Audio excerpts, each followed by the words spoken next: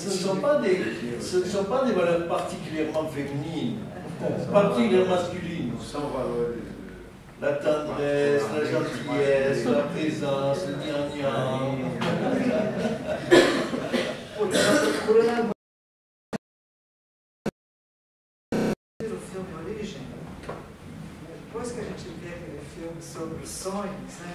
Afinal, o que é sonho, o que é realidade, a gente está realmente vivendo sempre dentro de um sonho. Então, eu não sei se o sonho foi lá, ou se a realidade é lá, ou se o sonho é aqui. O filme me deixou muito intrigada com essa história. Aonde está o sonho? Talvez ela ter viajado lá tenha sido a realidade. E o sonho seja aqui. A gente realmente não sabe quando termina o onírico e quando começa o real. Isso é fantástico também. Será que lá é o sonho, aqui é a realidade, ou ao contrário? Aqui é o sonho, porque aqui é onde ela vai ter que olhar para ela mesma. É isso que você colocou. Mas é importante que esse diálogo de vocês dois me lembra essa questão do espelhamento mesmo. Será que, quando você olha para alguém, quer dizer, você só se encontra quando está se espelhando em alguém? Como é que é essa história, sabe? Quer dizer, que, de fato, então o espelhamento acaba não permitindo você enxergar diferenças mesmo. O espelhamento é perigoso nesse sentido. Quer dizer, você sentir uma ressonância é uma coisa. Agora, o espelhamento, quer dizer, espelho, isto é, eu me vejo no outro e não me vejo, como eu me vejo, como eu me encontro, como eu me destaco, me discrimino para estar comigo mesmo, podendo olhar, pô, o cara é diferente mesmo, ela é diferente mesmo de mim, quer dizer, ela tem um outro, sabe, a mochila dela é outra, a mochila dele é outra, quer dizer, são duas histórias que vêm de dois lugares muito diferentes. E esse encontro da diferença, eu ainda acho que para muitos é muito assustador. É muito assustador. Você acorda e fala, que mulher é essa que está do meu lado depois de 40 anos, 30 anos? Sei lá, que homem é esse que está do meu lado depois de 40 anos? Pô, e aí falar, pô, quem é? O que tem de novo aí? Às vezes a gente não se separa para não conhecer o outro de verdade, né? Às vezes você conhece só na separar, na hora de separar. Porque aí eu acho que lembra um pouquinho aquela frase, quer dizer, você se separa pelo mesmo motivo que você casou, isto é, por uma ilusão, por uma coisa, quer dizer, você imaginou o que era o que não é, então você vai continuar imaginando o que poderá ser. Né? Então essa questão, eu acho que da união e da separação se passa muito pela possibilidade da gente se olhar diferente, de olho, aquilo que a Margarita Yourcenar chama olhar de olhos abertos. É meio louco, né? Que nem o Caetano fala, de perto todo mundo é meio louco, né? Ele fala numa das canções dele. Ninguém é normal, de perto ninguém é normal. Então, de perto ninguém é normal. Quer dizer, isso aí pode ser um pouco enlouquecedor, quer dizer, se você não encontra uma semelhança no outro, pô, você dá uma, né? Não é, Sérgio? O que rola? Dá uma, não é? Eu estava aqui pensando comigo mesmo, exemplos meus mesmo vividos, depois de uma certa etapa, depois de ter maremotos, terremotos, destruições, grandes ondas, muito surf, você chega numa calmaria que você curte aquilo lá. Pode ser depressão, pode ser vazio, maravilha, você dorme bem à noite, não fica mais naquela adrenalina, dia e noite, não dorme direito à noite, acorda cedo, é um inferno. Então, chega uma fase, eu acho que é o amadurecimento, você chega à conclusão, você mesmo chega no teu timing, é um equilíbrio. Oh, tá tão bom aqui, ó, mar calmo, sem onda, eu quero ficar mais 50 anos aqui, tá ótimo. Né? Então depois daquele vendaval todo, você entra numa calmaria, assim, não importa se é vazio, se é angústia, se é tristeza, então... Mas você só faz isso, Sérgio, depois que você falou, confesso que vivi.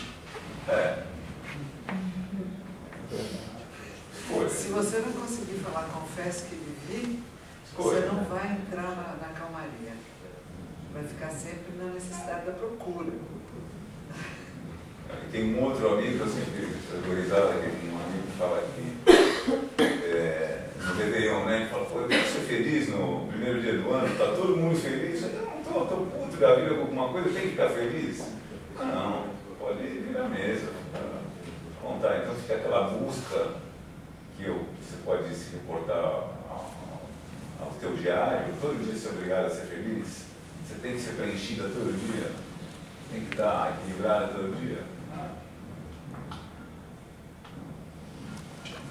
Eu percebo também muito a gente tem que levar em consideração as escolhas da gente, né? Então, à medida que quando ela esteve lá na Europa e tudo mais, ela pode ter assim, uma gama de escolhas muito grande com quem ela se relacionar. E aqui as escolhas possivelmente devem ter ficado mais restritas, porque, queira ou não, tem coisas que o próprio meio que ela vive limita essas escolhas mais abertas. E isso, na vida mesmo, agora que nem você falou também, você chega a um ponto e você fala, olha, eu já estou numa certa idade, então eu posso fazer a escolha que eu quiser e ninguém tem nada a ver com isso. Sabe? Agora, e para isso eu preciso chegar numa certa maturidade. Então eu acho que assim, a vida da gente é saber a escolha, né? Saber a escolha que a gente faz e as consequências que vai ter.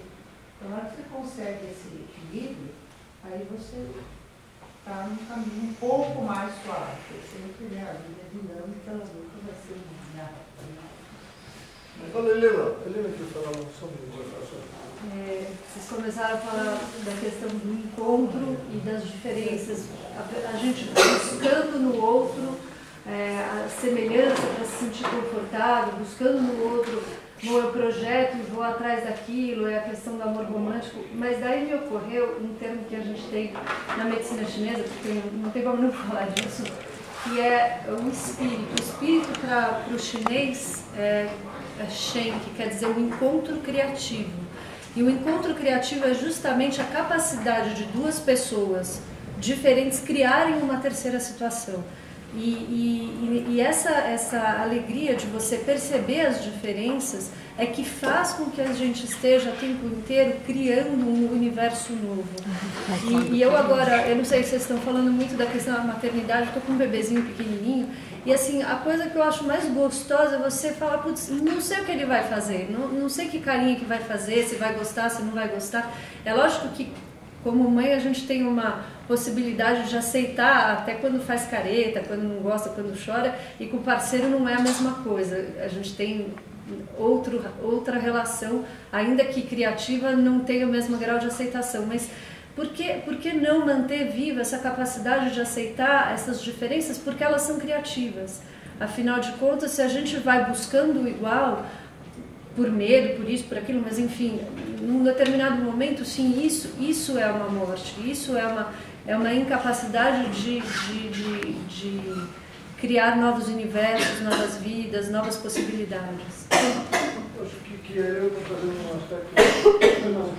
trazendo um aspecto muito importante para mim, pelo menos, né, que é a questão de criar, da criatividade, da capacidade de criar.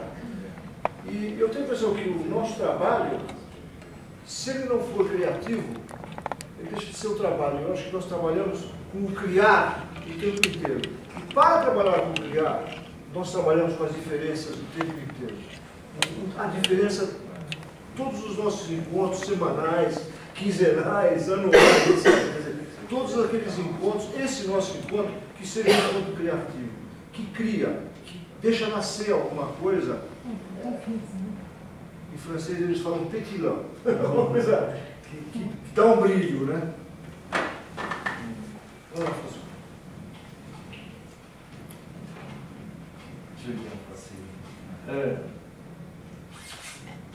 Que ce soit la dépression après le voyage, falando da depressão após a viagem da paciente, c'est aussi possible une intégration.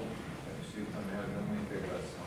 J'ai une patiente psychotique Nós só teve uma paciente psicótica qui en une nuit a retrouvé toute la mémoire de l'enfance. e uma noite conseguiu reencontrar toda a memória da infância.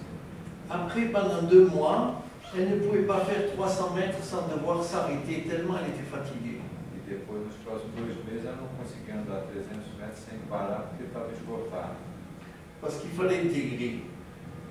Si cette personne a revécu une transformation extraordinaire, une guérison du petit bébé, Se essa pessoa conseguiu curar essa situação da criancinha, essa dificuldade, quand elle rentre à la maison, c'est le moment où elle peut se reposer. quando ela volta para casa é o momento que ela pode descansar e integrar.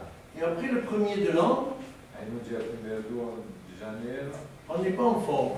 a gente não está mais em plena forma, On digère, on está intègre. digerindo. Et c'est la même chose avec la différence. Mesma coisa com a diferença. On dépense nos batteries avec la différence. A gente descarrega as baterias com a diferença, Les hommes et les femmes, on dépense nos batteries. os homens e as mulheres descarregam as baterias. On les recharge avec le même. Avec Avec le même. E a Ce qui est gente, semblable. a gente recarrega as baterias com as pessoas que são semelhantes a nós. Les femmes avec les femmes, les As hommes avec les mulheres hommes. com as mulheres, os homens com os homens. Quelquefois, on voit dans les couples une personne qui prend un amant et un mari ou une amante et une épouse. A gente percebe em casais, em determinados casais, que um ou outro Le triangle. procura um amante. Et très souvent, il y a 2 qui se ressemblent et 2 qui sont opposés. Muitas vezes tem 2 que se assemelham e 2 que são bem diferentes, opostos. Et c'est ça, on a besoin de se trouver et on a besoin de se confronter. A gente precisa se encontrar, a gente precisa se On confrontar. a besoin d'être seul, on a besoin d'être avec. A gente precisa estar só, a gente precisa estar com. Et cette respiration est normalement très agréable. Essa respiração é normalmente muito Union, agradável. séparation. União, separação. Sauf si trop tôt on nous a fait nous séparer, nous réunir. Só Pareil. se nos separaram, nos uniram muito errado, né? Trop tôt. On nous a, Cedo demais e de maneira. pour nous unir aussi, quand on Se est for obligé de forçado partager a- avec le frère. Estar juntos, ou dividir com o irmão, ou Voilà. a separação. Mais la relation est créative, bien sûr, il y a la différence, mais pour créer, il faut que j'ai des réserves. Então a diferença é a criatividade, mas a gente tem que ter reserva para poder. Et j'aimerais rajouter sur la dépression que beaucoup de découvertes ont été faites dans la dépression. A respeito da depressão, muitas descobertas foram feitas na Dépression. Einstein a dit j'arrête la physique, il s'est mis au lit 3 jours. Einstein disse: eu paro com a física, entrou na cama, ficou 3 dias dentro de cama. Et tout à coup, il a vu la relativité. De repente ele descobriu a relatividade. Et il y a 2 manières de trouver, Existem 2 maneiras de encontrar: par le plein ou par le vide. pelo cheio ou pelo vazio. Quand on est amoureux, c'est le plein. Quando a gente está apaixonado é o cheio, Quand on est dans la dépression, c'est le vide, la séparation totale. o caminho é o vazio, a separação total. Saint Jean de la Croix, il dit je suis descendu si bas que j'ai trouvé ce que je cherchais.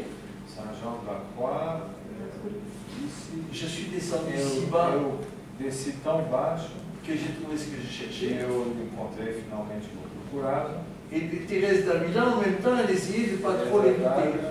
Experimental não evitar demais. Les 2 étaient amis, mais un travaillait dans le Dois vide, eram l'autre dans le amigos, plein. estava no vazio e o outro estava no cheio.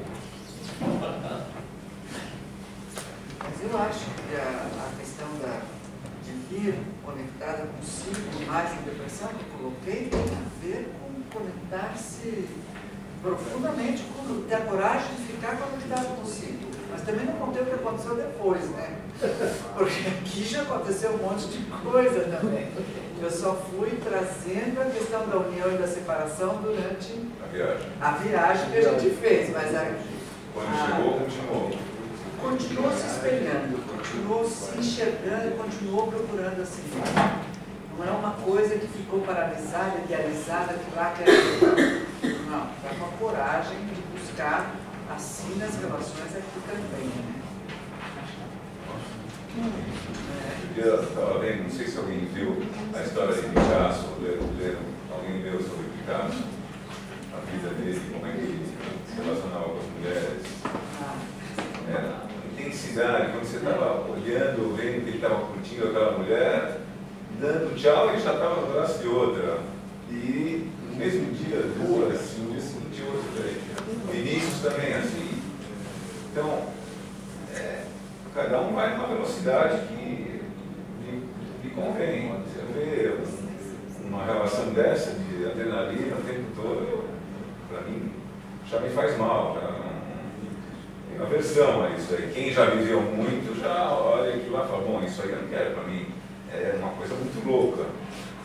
E o muito calmo também, o inverso também é verdadeiro. Fica num marasmo. Então essa aventureira aí da Europa e agora está aqui no Brasil, vai viajar para o Brasil. Vai ser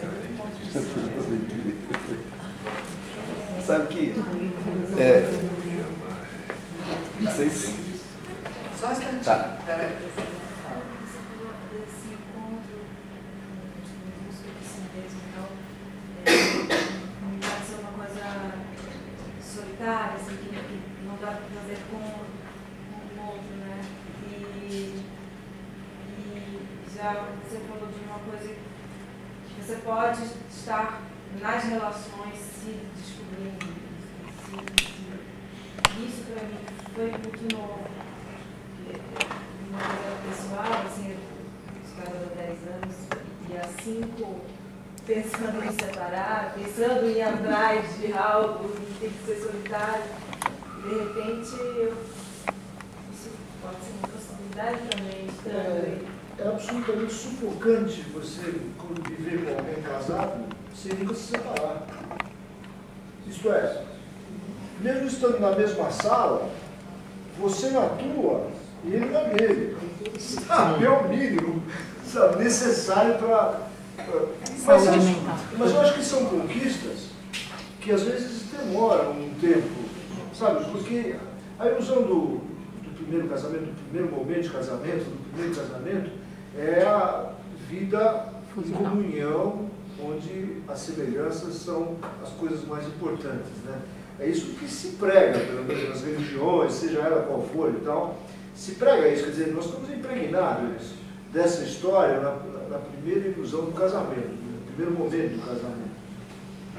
Mas viver assim, espelhado no outro, que é uma forma muito narcísica de se viver, é muito difícil, às vezes fica absolutamente insuportável. E aí o que causa? Pode causar de fato uma separação, cada um vai para o seu lado, né? Ou passar por uma certa dor de descobrir as diferenças que existem entre um e outro. Amar de olhos abertos, que é o que ela queria dizer, que eu peguei um pouco a isso, porque eu acho isso muito real, não só muito bonito, mas muito real. E amar de olhos abertos, é poder ver o outro acordando de manhã, ver o outro em situações difíceis, enfim.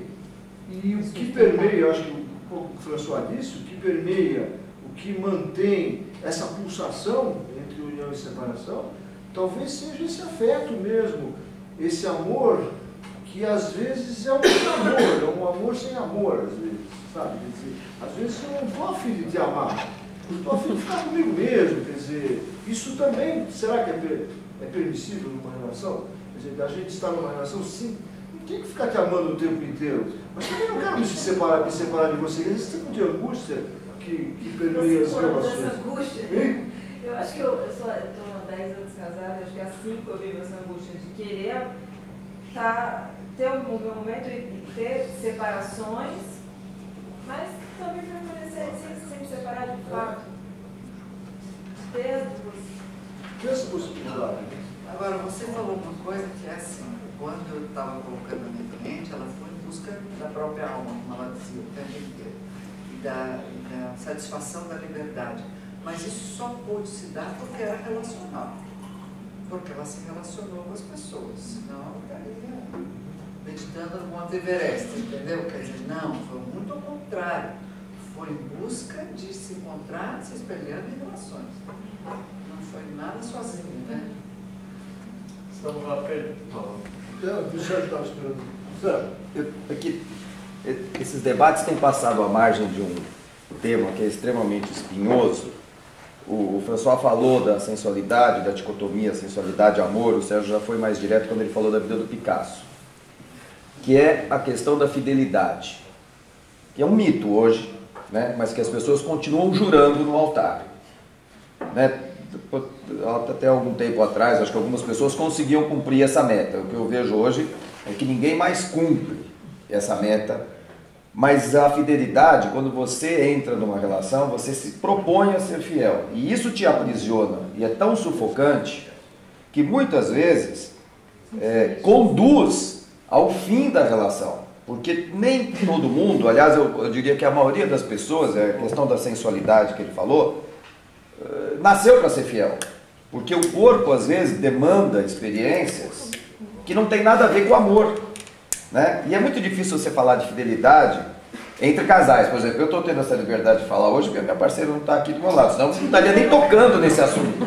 Entendeu? Porque eu nem falo de fidelidade. Eu sou sagitariano, né? Eu vi a vida do Picasso, eu achei a vida dele maravilhosa. Eu, se eu pudesse, faria exatamente como ele fez, né?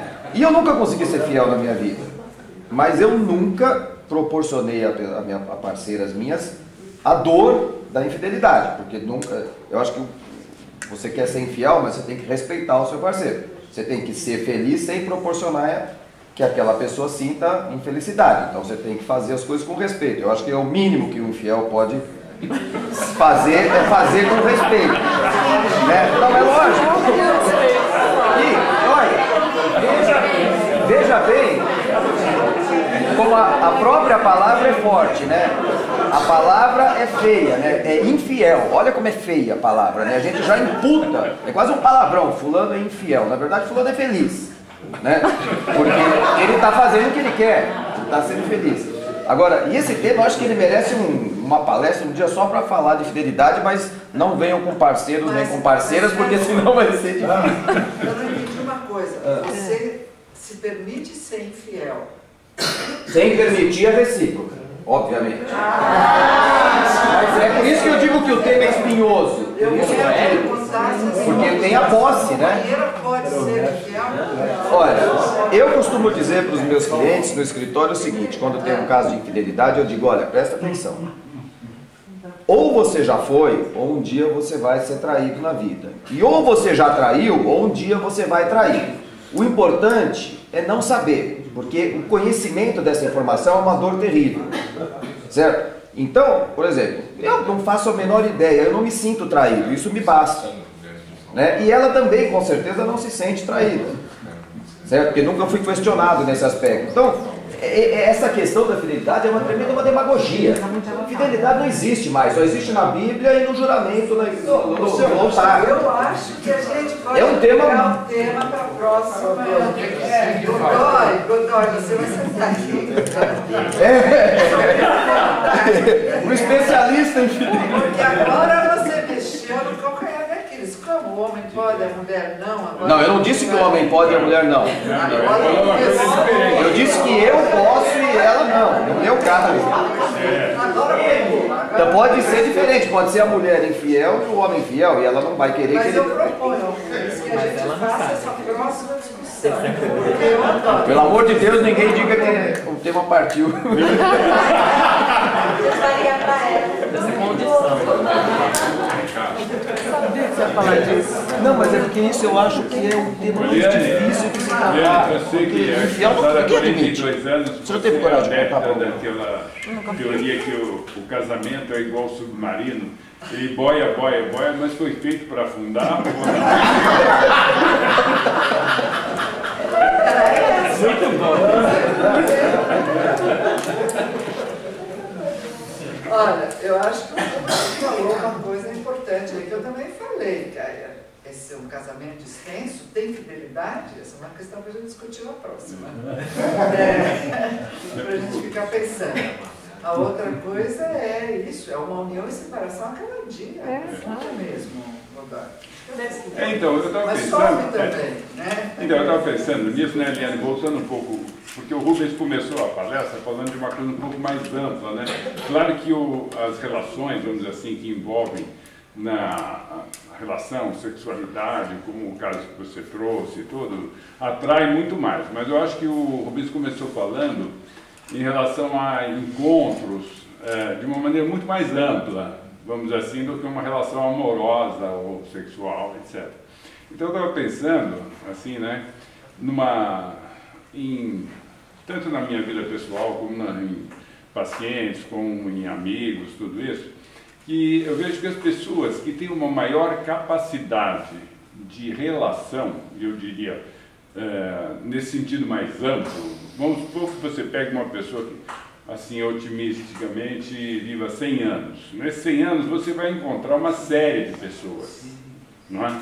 Desde como o François falou, o primeiro encontro ali com a mãe, vamos dizer assim, não é? Até quando morrer, sempre vão estar vendo pessoas mudando na sua vida, né? Então, o que acontece mais normalmente é que as relações amorosas, elas se desfazem, assim, mais facilmente do que as relações afetivas. É mais fácil você manter relações, assim, de amizade por uma data, assim, pela sua vida, do que relações com as quais você teve um relacionamento amoroso. Porque muitas vezes acontecem também mudanças, aí entram novos companheiros e companheiras e ciúmes, etc. Mas o que eu estava vendo é assim, que essas pessoas, eu vejo que elas têm uma característica em comum, que tem a ver um pouco com aquilo que o Sérgio estava falando, de uma expectativa menor em relação ao outro, assim, uma aceitação maior das diferenças, como o Rubens estava falando. Quer dizer, é aquela pessoa que ela aceita que a pessoa pense muito diferente, vamos dizer assim, ou que pense igual, tanto faz, vamos dizer assim, porque a gente que trabalha com tudo isso, hoje em dia a gente tem pesquisas que eu acho muito interessantes, assim, da transformação da própria pessoa, né? Aquilo que até alguns anos atrás, por exemplo, você considerava que um osso era um osso, você cresceu, né? Ele só se modificava durante o período de crescimento. Então, o seu fêmur aqui da perna ou da sua cabeça, ele cresceu, parou e acabou. Hoje em dia, não. Em menos de um ano, todas aquelas células daquele osso já são novas células. E hoje em dia se acredita isso, inclusive, no nível cerebral. Quer dizer, ou seja, você em um ano, você já é outra pessoa. Quer dizer, você continua sendo, vamos dizer assim, com um pouco mais de rugas, etc., mas não é isso, você já é uma nova estrutura. Então imagina, por exemplo, você imaginar numa relação que você faça exigências demais no sentido de querer que o outro corresponda a todas as suas expectativas, em princípio já é uma loucura, porque isso biologicamente já não tem o menor sentido, isso. Então eu vejo que as pessoas que têm vamos dizer assim, uma certa sabedoria, assim, inclusive de aceitar coisas que são até contrárias àquilo que você pensa, né? Ou que você gostaria, que você esperaria, tudo isso, eu acho que isso traz uma grande, uma riqueza muito grande para a vida, vamos dizer assim. Quando eu estou considerando assim em termos de tempo, né, de relação, não é? Quer dizer, então você vai ter todos os tipos de relações possíveis, porque, como ele estava falando, olha, eu cansei, eu vivi um pouco de Picasso e agora eu quero né, ficar aqui tranquilo. É aquela coisa meio né, assim, o ser humano vamos dizer assim, ele é um eterno incontente, né? Se está ali no porto, tranquilinho ali, o veleirinho ali, no porto ali, oh, que maravilha. Não, isso aqui é uma monotonia, né? Eu quero onda, eu quero vento batendo na minha cara, emoção, tal, se vai naufragar, se não vai. Quando está lá no meio da tempestade, não, imagina, o porto é a melhor maravilha que tem. Normalmente se pensa assim, não é? Então eu acho que esse convívio de vários tipos de relações, vamos dizer assim, eles fazem parte, porque quando você pega um pedaço assim, eu acho que fica mais limitado no sentido dos encontros que você tem na vida. Quanto mais encontros variados você tenha, vamos dizer assim, o impacto é menor. Por isso que o exemplo que você deu, né, Eliane?